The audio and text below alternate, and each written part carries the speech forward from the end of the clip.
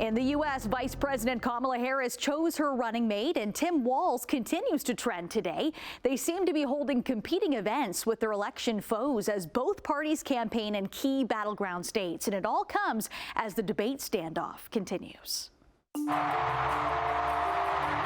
The spotlight is shining on humble roots as Minnesota Governor Tim Walz becomes Kamala Harris's vice presidential running mate.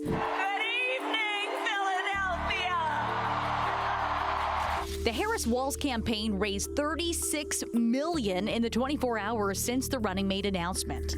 I couldn't be prouder to be on this ticket. The new fundraising dollars come as the Harris campaign said it raised $310 million in July, doubling Donald Trump's haul. While Americans get to know Tim Walz, he made it clear last night that he's ready to take on J.D. Vance. I can't wait to debate the guy.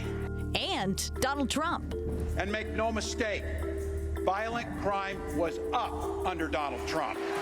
That's not even counting the crimes he committed. He summed it up with this.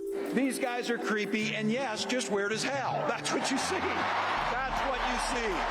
And it's not just the Democrats. If those people want to call me weird, I think it's a badge of honor.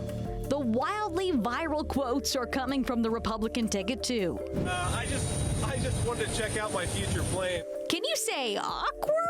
J.D. Vance landed on the same tarmac as Harris and Walz as the Democrats and Republicans appear to share the same schedule. Both teams holding rallies in Wisconsin and targeting what's called the Blue Wall states. And I think we ought to say to Kamala Harris, you are fired. Your policies didn't work, your agenda doesn't work, and it's not what the American people want. Democrats need Wisconsin, Michigan, and Pennsylvania to keep the White House. Hello, Claire. The most turbulent presidential campaign in generations is now set to play out as a 90-day sprint. It's going to be won in the battleground states. But in those battleground states, there are two sets of voters who matter. The first are the base voters. Democrats and Republicans need to make sure that they get out their voters in all of those battleground states. The only reason that independents and swing voters in those states matter are because the bases are roughly equally matched.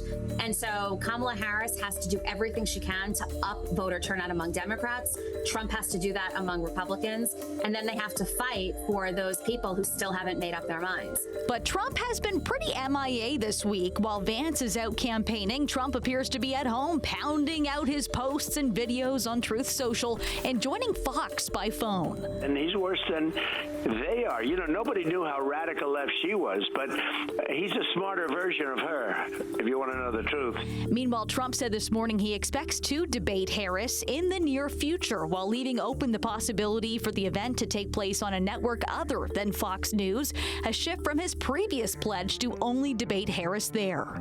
Debates are very important, and I think she'll be exposed just like Biden was exposed. Nobody knew Biden was that bad, and I'd love to see it on Fox, but you know, it takes two to tango. Well, maybe you get two. Maybe you get two debates. And Harris has also been criticized for not taking questions or interviews in weeks. Why does she refuse to answer questions from the media? She's running from the media, refusing to answer tough questions, and hoping that a basement campaign is going to earn her a promotion. In her speech today, Harris says it's been a big week. On Monday, I officially became the Democratic nominee for President of the United States.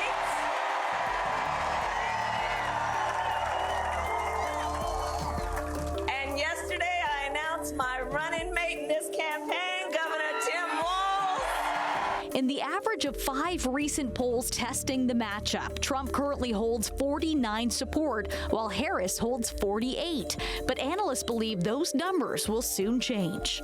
There's an energy and excitement that had not existed in the Democratic campaign that Donald Trump had among Republican voters at the time of the assassination attempt and during the convention. But the focus has changed, and I want to remind you that this is before the convention. She's going to have another bounce when she gets 4 days of unchallenged coverage. So you could see her having a 3 or 4% lead coming out of the Democratic convention, and that's significant.